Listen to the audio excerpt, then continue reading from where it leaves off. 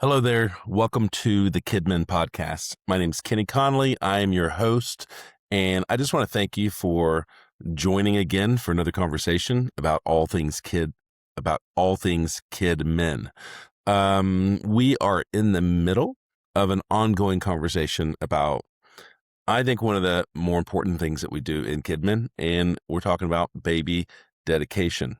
Okay, a couple episodes ago, we talked about my personal journey with baby dedication as I was a kids pastor and also as a new dad, processing what baby dedication meant for me and for my family and for my child, and the call to maybe reinvent this thing that's been part of the church for a really long time. And so last episode, we talked about really kind of an example of what baby dedication could look like reinvented. I called that episode Baby Dedication Reinvented, and really kind of just showed an example of what baby dedication could look like in your church in a refreshed, new, imagined way. And we talked about three different components. We talked about the parent component of how baby dedication can better connect with parents and involve them in the process. We talked about the relational component, about how baby dedication can better involve family, friends, people in your small group as you engage baby dedication. And we talked about the church participation component of how baby dedication is really important for the whole body of the church.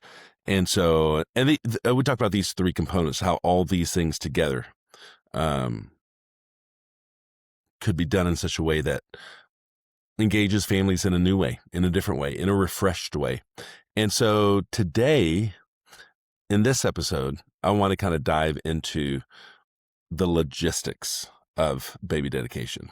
Okay, if we're going to take the task of reinventing baby dedication and reimagining what baby dedication could look like, how do you actually pull something like this off? So just, to let you know up front, I'm going to talk through logistically how I have led baby dedication over the last 10 to 15 years in the churches that I've served. And so, again, you don't have to do dedication this way, but if you choose to do so, then here's kind of a walk down the operations and logistics of doing baby dedication in a new, beautiful way that connects with parents, that it sets a direction for parents as they parent their kids, as they spiritually lead their kids in this process. Everything that I'm going to talk about, we have written about exclusively and in full detail at kidmin.com. So you can go visit kidmin.com/baby dedication. Actually, I think it's baby/dedication or baby-dedication. And you're going to find all kinds of resources. We talk through examples of the talk that you might do at a baby dedication, sample prayers, sample gifts, sample music, all the different things that might go into your baby dedication. So feel free to do a deep dive in that. But if you go to that main page at kidmin.com/baby-dedication, you're going to find a resource. It just asks for your name and email address. You can get this planning guide that will help you execute all the details. You see, I used to do, most of the churches I worked at, we used to do baby dedication at least 2, if not 3 times a year. And, after a couple of years of trying to remember all the things that had to be done to pull off baby dedication, I sat down with my assistant and we built out a basically to-do list. But here's a cool thing about this to-do list. It's date specific. So it's got all the formulas in place in a Google spreadsheet or an Excel spreadsheet where you put in the date of your last dedication. You put in the dates of your upcoming dedication classes and then the date of your upcoming dedication.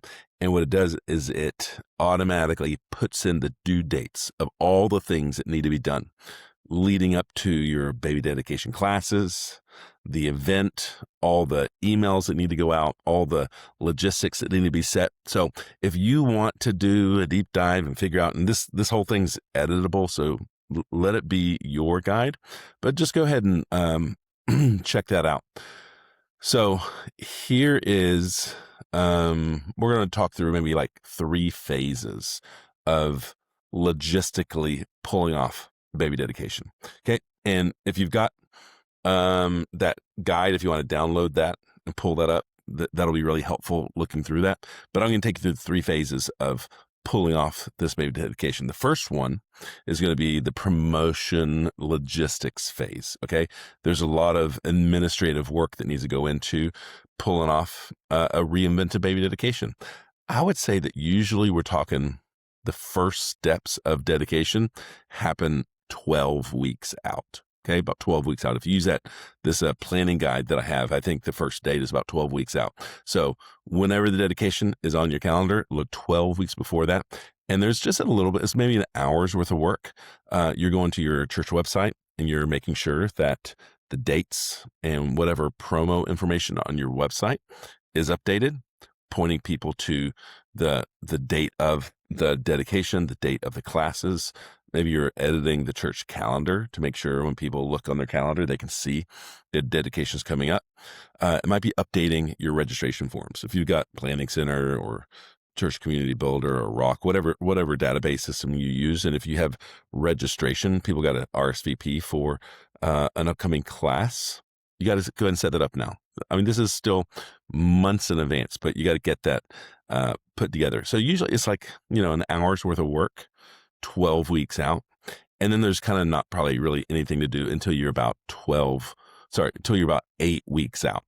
Usually about 8 weeks out, that's when we start promoting this thing. This is when we start maybe sending out our first email. We're going to maybe include that in a church-wide email or newsletter. Some of the churches I've worked at in the past, we did like a monthly email. And so maybe 2 months before dedication, we're sending out our first info email about our upcoming dedication and the classes, the prerequisite classes that people need to attend. We might actually even announce it from stage for the first time, 7 or 8 weeks out before the dedication. I typically, at most churches I've worked at in the last 10 years, will send out a weekly or a bi-weekly parent email. So I can make sure get that information out there. A targeted email. I'm going to send an email. I'm going to run a report in my database looking for parents of kids who are 2 to 3 years old or younger, who haven't yet been dedicated. I'm going to put together targeted email, and I might send them an email, especially inviting them to participate in baby dedication, pointing them to the website so they can learn more about what it looks like, what it's about, what's required. Oftentimes we print out postcards or these little rally cards, these little like 4-inch by 4-inch square cards. We're going to put them at check-in. We're going to put them at the rooms of the early childhood kids who might fit the specifications of who might be dedicated. We're going to put it on digital screens, signage. So we're rolling out the whole promotion strategy. Okay. We're not going to like beat a dead horse, but we want to make sure that everybody gets the information. It's time to register. Now, in our registration, what we're communicating is we will communicate that we're doing a baby dedication on such and such date. I'd be like, June 1st during our 10 o'clock service, we're doing a baby dedication. But they're not registering for the dedication. They're registering for the prerequisite class. Okay. This is the class that they need to attend before participating in a baby dedication. So we start promoting that. Okay. Super easy. We're pushing the class. Now, logistically speaking, when do you do the class? How often do you do the class? Here's my personal preference. I think you need to do at least 2 classes. Okay. You need to do 2 because people travel, people go out of town. Even if you're a church that may only dedicate 2 or 3 kids at a time, offer 2 classes. An easy way to do this is I might pick 2 weeks of when I might do classes. And if we have 2 services at our church, I might offer 1 class during the 9 o'clock service and offer the next class the next week at the 11 o'clock service. That way we're giving parents options. Um, here's my personal feeling. I like to offer 3 classes. Okay. 3 classes. Now that might be a little bit overkill, but I'll say the most recent church that I worked at, we were a church of a little over 1,000. When we would do baby dedication, we might dedicate 6 to 8 families. And I like to offer 3 classes. I would do one class at 9 o'clock, one class at 11 o'clock. And then I would offer on a Monday night, either the Monday night between those 2 classes or the Monday night right after the 2 classes or before, whichever works best on your calendar. And I do like Monday night at 7 p.m. or 7:30 p.m. It's the right time that the parents can feed their kids and put on a movie, or feed their kids, put them to bed. And so this started during COVID, of offering these Zoom classes, and it honestly has become one of the best attended baby dedication classes. Parents love this late evening class. And so this is when I typically offer it. Logistically speaking, when do I offer these classes? Typically, the last class needs to be 2 weeks out from the baby dedication. If I'm hosting a baby dedication class the Sunday before dedication, I feel like that's a lot of work that needs to be done in a very short amount of time, because I like to have everything ready for baby dedication by Wednesday of the week we're doing dedication. So that means we're giving parents like just 2 or 3 days to do a lot of things. Pick their kid's life verse, to let us know how many people are coming, to register them, to write. There's just a lot. So I just feel like if I did a Monday night 8 o'clock service, that would be like 13 days from the dedication. I'm cool with that. Like a little 2 weeks. 2 weeks is good. Anything less than 2 weeks makes me a little nervous. It feels a little rushed. So as you're doing your calendar planning, figure out what the date is that you're doing your baby dedication, and then go back 2 weeks, plan a class, maybe another class a week before that. Or if there's like if there's a holiday or something like that, then you could skip a week and do another week before that. So there's been times where I'll do like a class and then we have a week off. I'd have another class and then 2 weeks until the dedication. To me, that feels like a good rhythm, making sure that everybody has a chance. And listen, here's the deal. When I do that Zoom class, I always record it, because there's always, well, I'm not, that's too liberal for me to say that. It's not always. Sometimes there is that family that they signed up for the second class or your online class, and then something came up and they missed it, and now there's no more classes. And if I've got a recorded class, I can sometimes make an exception where I might meet with that family personally, or I might just send them the video, and then I might call them and like, hey, let's talk through the logistics. Okay, so that's just some thoughts and ideas around promotion and when to do the classes and what all that looks like. You can learn more about what the class looks like at kidmin.com and read some articles. And I will tell you this. I can't remember if I mentioned this in the previous one. The book, Parenting Beyond Your Capacity. It was a book written probably 15 to 16 years ago. Great book. Set a great foundation for the content that I like to teach. It talked about like 5 principles for spiritual parenting. And in the early days of reinventing baby dedication, I would teach the 5 principles from that book. Over the years, I've modified that content, and now I typically teach 2 of the principles from that book. I teach Imagine the End, and I teach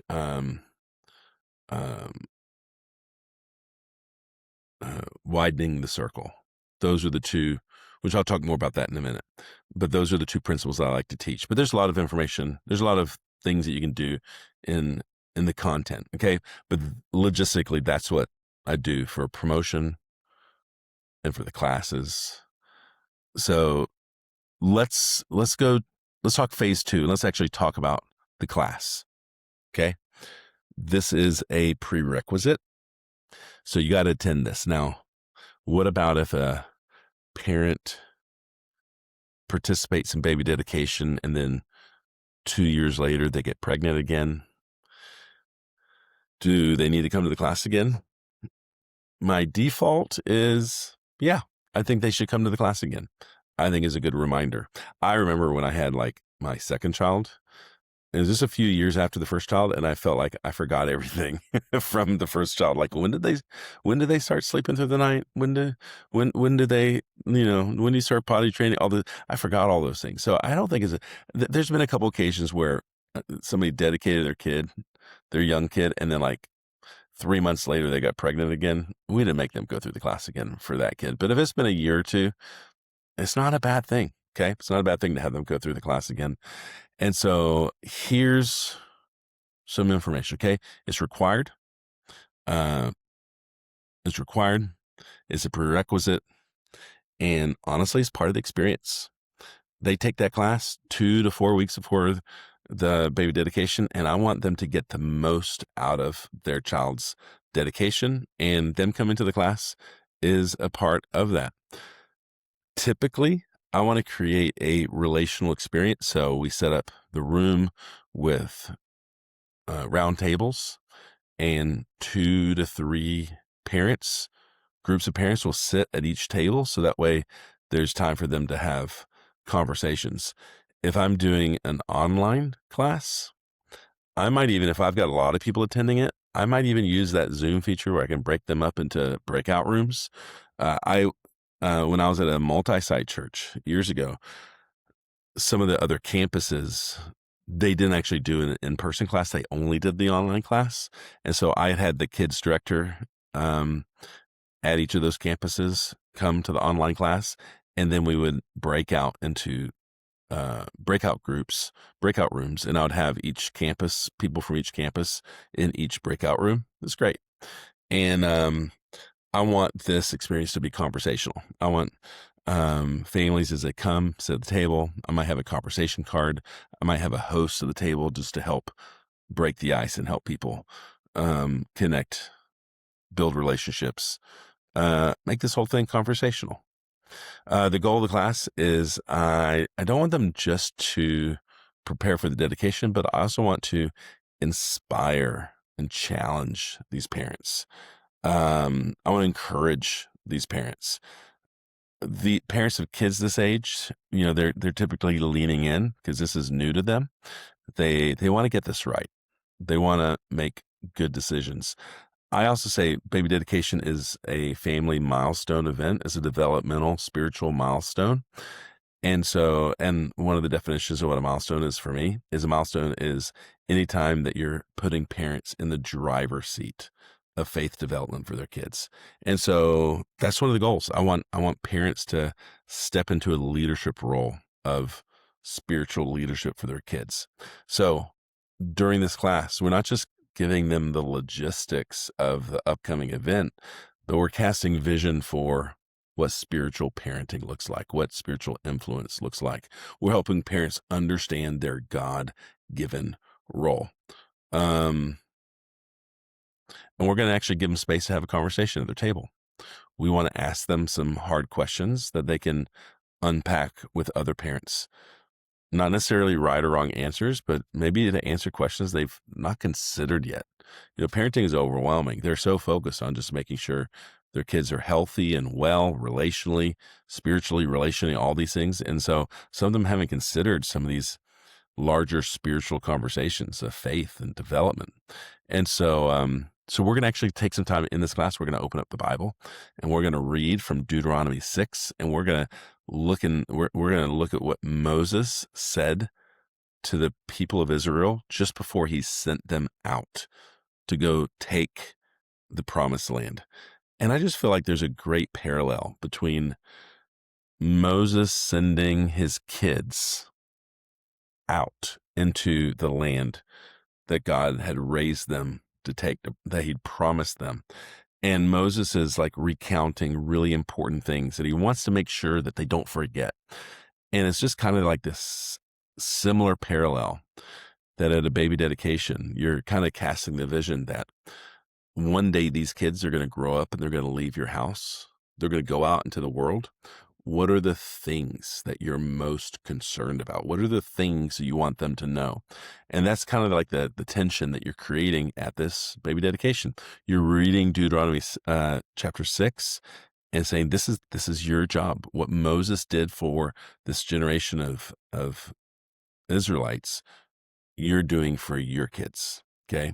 You're helping set them up to be ready to leave your house, to leave and step into the land that God has promised them. So you're talking about their long-term influence, how they get to influence their kids. Is a great opportunity for you. Like I said, I love the book, Parenting Beyond Your Capacity. You should read it if you've not read it. You can buy it on Amazon. It may not be in print anymore. You can buy a used copy. It's good vision in context for what you might teach, what you might encourage parents with. I'm going to give parents, as part of the class, I'm going to give them a little bit of ownership. I'm going to give them some homework, things that they need to do before the dedication. And like I told you before, there's 2 principles I like to teach in my parent dedication class, my baby dedication class. And so I'm going to, the 2 concepts. One of them is imagine the end. The other one is widen the circle. So with the imagine the end, I've got 2 homework assignments. One of them is I want every parent to choose a life verse for their kids. Now, some parents might not have a lot of experience with the Bible. So one of the resources I give them a sheet of paper that has 20 or 30 different life verses, popular verses that parents might choose for their kids. And so I'm going to give them a little cheat sheet. Many parents might just pick one of those verses because, man, they're great. They're great verses for their kids. But some parents already have a verse. They've got something that's been meaningful to them. They've got a verse they've been praying over their kid all during their pregnancy. So we just want to encourage them that by the time you register your kid for the dedication, letting us know that they're going to come, we need you to let us know what that life verse is, because we want to put it on their certificate. We want to use that verse. We want to give it to their prayer leader. So they need to choose life verse, which that's connected to imagine the end. Okay. This is, as the kid is growing up, what's the verse that you're pointing them towards? The other thing is we want you to, as a parent, we want the parents to write a letter to their child. Okay, this is an opportunity for a parent to cast vision over, this is who I see you to be. This is what I hope for you. These are my dreams for you. And that's a letter that we encourage them that they may read to their child when they're grown, maybe when they're 16 or 18. This is just a beautiful thing to do for your kid. And it may not be a letter to them. It could also be a prayer to God. It's a written out prayer about their child. And so they're going to write that out. And they don't have to turn that into you, but we want them to read that to their family and friends at the baby dedication. Okay. So those are both the imagine the end pieces of homework, because it's going to take them a few minutes to do. It's going to take them some time, more than a few minutes. But and the other homework assignment we have is tied to the principle of widen the circle. And we want them to intentionally invite people of meaning to their child dedication. This is a really important event for them, for their child. And so we want them to invite the people who need to be included in their circle. What does that mean? It means that when it comes to raising our child, especially from the spiritual side of things, who are the people that also need to have a voice in their child's life? And so who are other people that these parents need speaking into their life, into their marriage? And that might be some family members. It might be some close friends. It might be people in their life group. We cast a lot of vision for this. Like, it's not about having a big group at your dedication, but it's about having the right people there. Now, when we do these dedications, oftentimes we'll have families at the table and they'll have a computer set up or an iPad or a phone, and they're FaceTiming or Zooming in family members that can't be there. But oftentimes when we do this class and we cast a vision for how important it is that you've got, you know, these important people there, some of our parents are like, you know what? Didn't realize that this ceremony thing, this child dedication was as intentional as it was. And we're not sure we can get all our family here in 2 weeks. So we're going to cancel dedication this time around, and we're going to do it 6 months from now when dedication is offered again, and we're going to get more people there. And that's always a win. That's always a win. Like we want this to be meaningful. Let's not just rush through this. So that's the homework. Those are the things that we want to give parents the ownership, where they're sitting in the seat of the driver's seat of their child's spiritual formation, and that's a big win. So this class is meaningful. As soon as class is over, the next day we send an email. We're going to send them. I like to send them kind of an outline of the class we just taught, all the verses that we shared with them, some other resources we talked about, but then we're also going to send them instructions. Here's the link to officially register your child for the dedication. In that registration, you need to let us know how many people you think are going to come, because we want to make sure we have enough tables and chairs for everybody who's participating. We want them to send us some pictures. We want them to register. So all kinds of details there. Okay. And that's the class. Okay. Last phase, the experience. This is my favorite part. Okay. Because this isn't just a dog and pony show. This isn't an event where we're just having kids and parents up on stage to present to the church. We want to create a living room experience. So here's what we're imagining. I've done these dedication celebrations. I've done them outside on the lawn. I've done them outside in our pavilion. I've done them in our community center. I've done them in large rooms and spaces that we had available.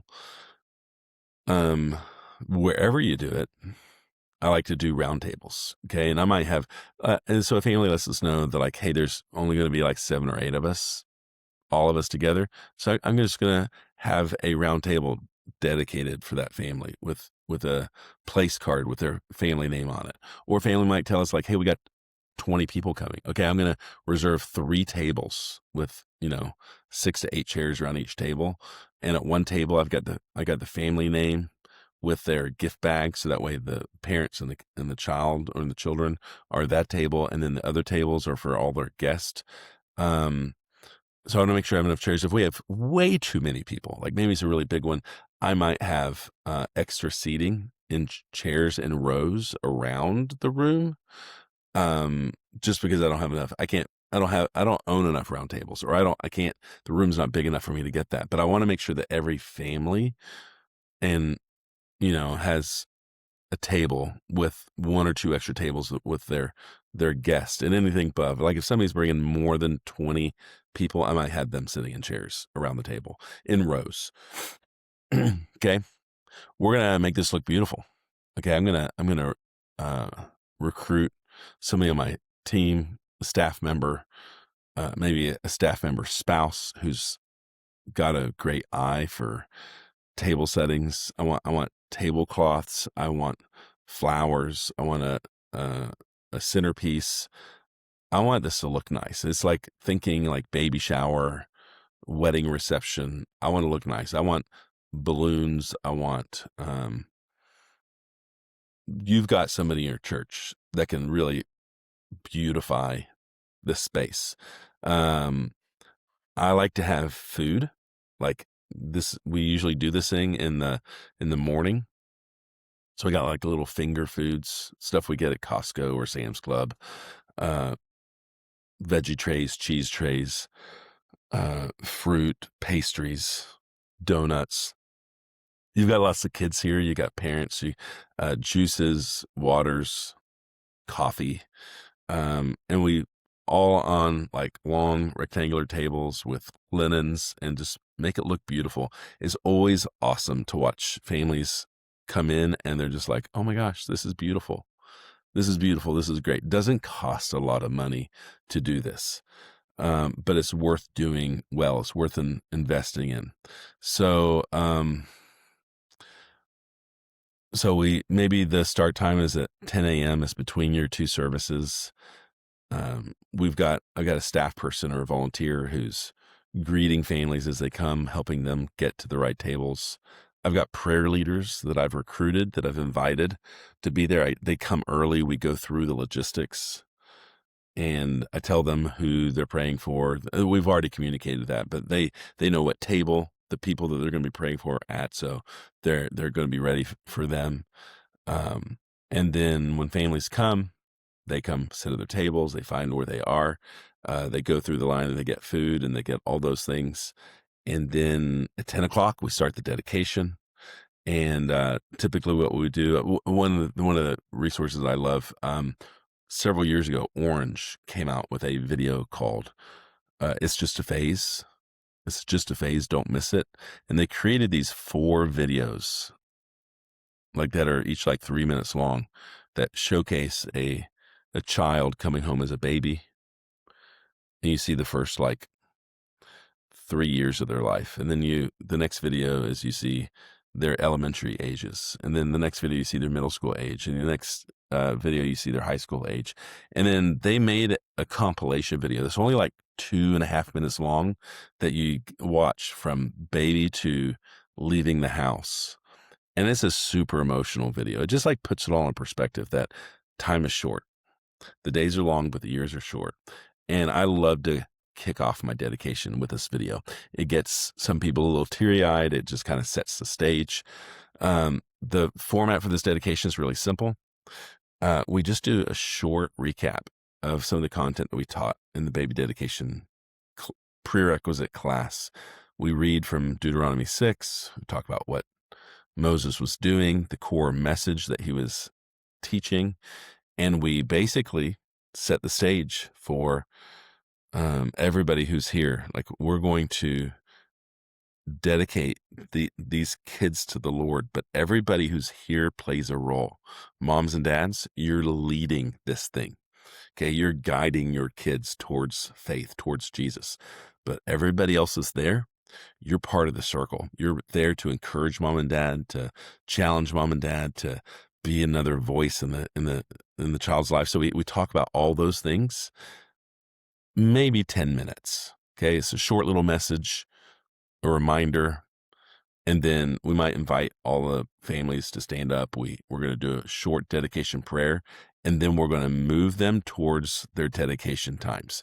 Okay, so if you've got 3 or 4 kids being dedicated, that's pretty easy. You can do this all in one round. You got a prayer leader for every child being dedicated, and so that prayer leader goes to that table and they begin to lead the dedication conversation at that table. Now, if you're dedicating, I mean, the largest dedication I ever did is we dedicated over 30 kids, and I was able to recruit 15 to 16 prayer leaders, and so we did it in 2 rounds. There's been times where I've done 3 rounds. It's a long time. We just tell families, just like, hey, just relax, just chill. If you're in a second round, just, go back to the snack table, get some more snacks. If your kid's a little grumpy or antsy, just, you can walk around. Like, it's all very chill, relax. Your time's coming. You got about 10, 15 minutes until your prayer leaders finishes with the first family, and then they're coming to your family, and it's going to be awesome. This whole thing's going to be over in half an hour. So it's not a big deal. No stress. And it's great. It works great. Okay. And so, but if I can get enough prayer leaders, and it's small enough, I can get enough prayer leaders, do it in one round. It's magical. It's great. So here's the flow. Here's what happens with, the dedication. I love to have, the prayer leader comes to the table. He or she introduces themselves to the family. They may start with even like, hey, I haven't had a chance to meet everyone yet. And there's probably people here at the table that don't know everyone at the table. For my sake, could you introduce, maybe ask the family, the parents who are dedicating the child, hey, could you introduce everybody that's here? And so they might say, hey, this is my mom and dad, and they're the grandparent of the child, and this is my husband's mom and dad, and this is other grandparents of the child, and here's my sisters, my brothers, and here's people from my life group. So it's kind of cool to like let everyone kind of do introduction and kind of like, hey, who are you and what's your relationship to the child or to the parents? Okay, it's really great. I usually have my prayer leaders ask the parents a couple questions. They'll ask them, first of all, with everyone here, why are you choosing to dedicate your child? Like, why are you here? Why are you doing this? That's great. Parents get to share their intention, why they chose to do this. The prayer leader might then ask, what's the life verse that you picked for your child? Can you read that? Why did you pick that verse? And then again, it's an opportunity for the parents to kind of make their intentions and their declarations of like, this is what we believe for our child. This is the verse that we chose for them. This is why we chose this passage for them.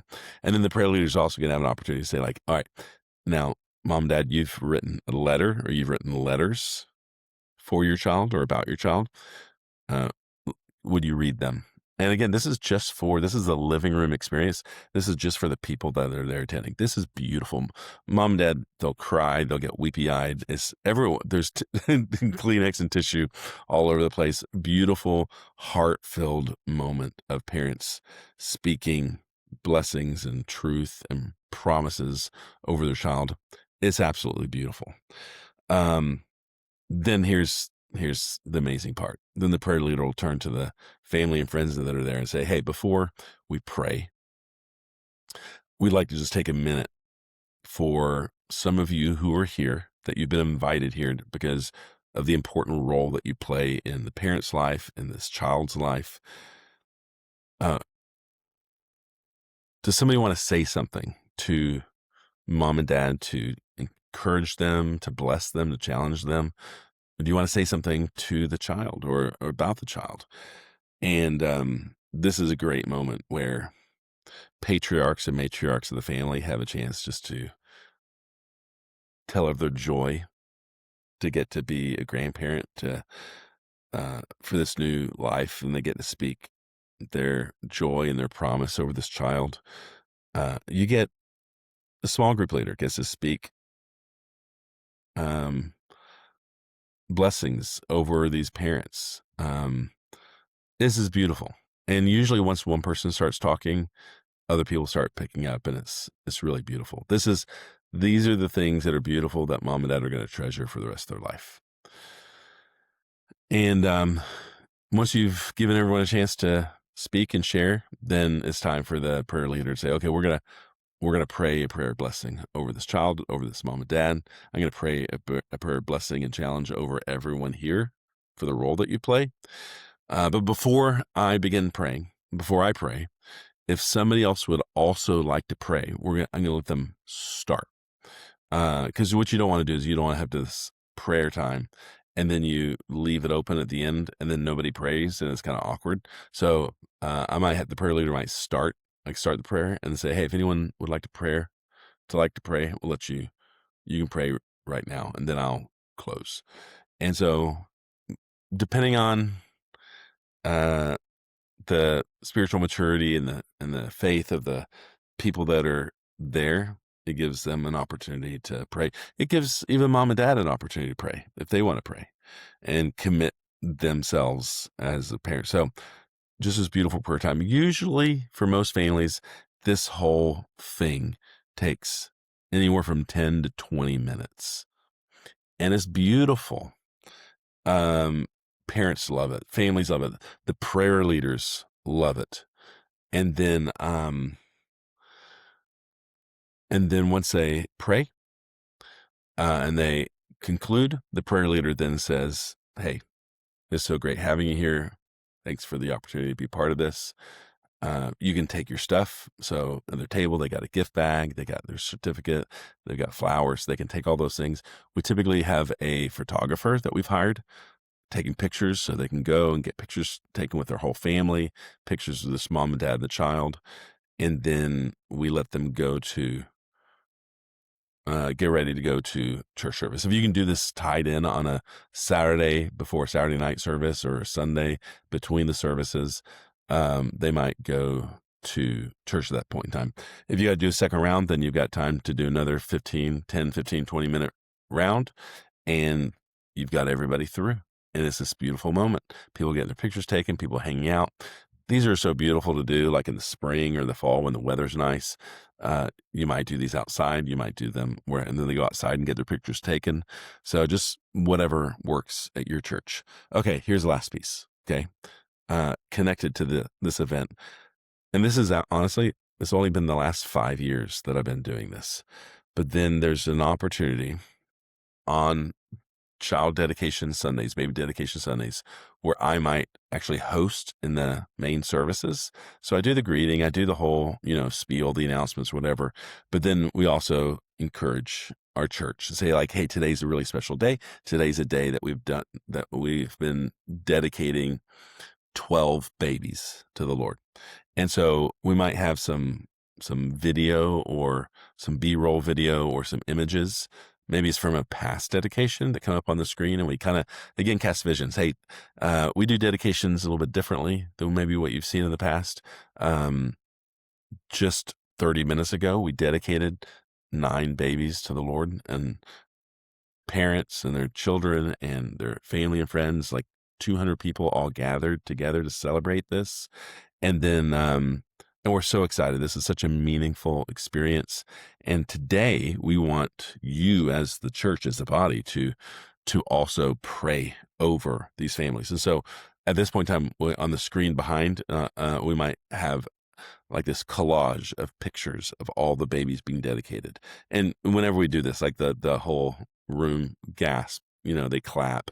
It's beautiful. And then we invite the family to pray a prayer of dedication over these kids, and we challenge them. And this is something, this is kind of new. I love doing this, of like where I read Deuteronomy 6 and talk about what Moses was challenging the people to do, and say that this is our responsibility as a church. When Moses wrote Deuteronomy 6, he wasn't just writing to the parents, he was writing to the whole community, the faith community, and all of us play a role. And so we challenge the parents, and not the parents, we challenge the church.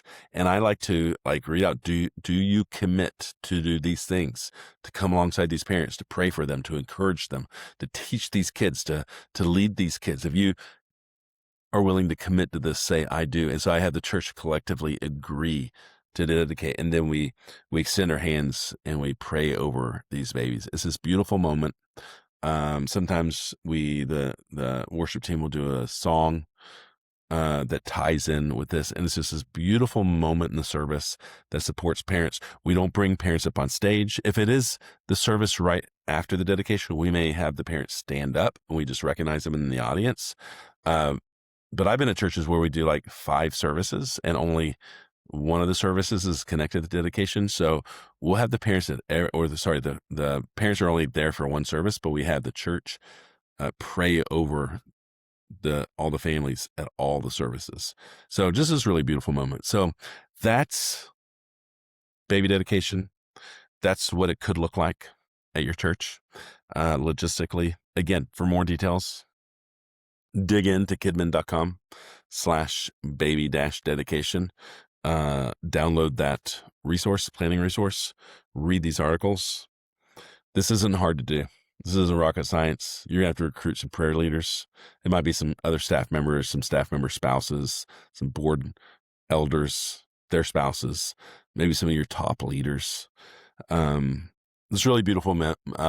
And here's what I found in the years that I've done this. The prayer leaders that I recruit, after doing it one time, they say, invite me to do this every time you do this. This is my new favorite thing to do. You'll never have a shortage of people who want to do it. And once you start doing baby dedication in this new, fresh way, word will spread. Like every time you do this in the service and people see the pictures, they're like, hey, we're getting ready to have a baby. We want to do this too. You will see this influx of people who want to do that. So again, this is all part of it. And we'll talk about this in another episode about milestones and milestone events. This baby dedication. This is what it looks like when you breathe new life into it. It's meaningful. It's important. It's important for that child, but it's important for the mom and dad who are just starting a parenting journey to lead their kids in this way. So let me know if you have any questions. Love to have a conversation with you. You can send questions to hello@kidmin.com or kenny@kidmin.com. And we're going to continue to have more conversations about baby dedication, maybe some more in coming episodes, but even further down the line, we'll have some more stories of dedication, what it could look like. Hey, I just want to challenge you. Does your baby dedication need reinventing? Have courage. Have the conversation with your pastor, with your leadership about what it might look like to tweak, to adjust. It's possible. I know a lot of churches that they can't really change the way they do dedication because it's so ingrained in how they do them. But what they've done is they've added the class. They've added some of these other pieces. Maybe they do a celebration right after the dedication. So then maybe they still do the dedication in the service the way that they've always done. But then after the service, you have a little banquet or a lunch. And then you do the dedication prayer with a prayer leader, that meaningful moment. So there's lots of ways to tackle this.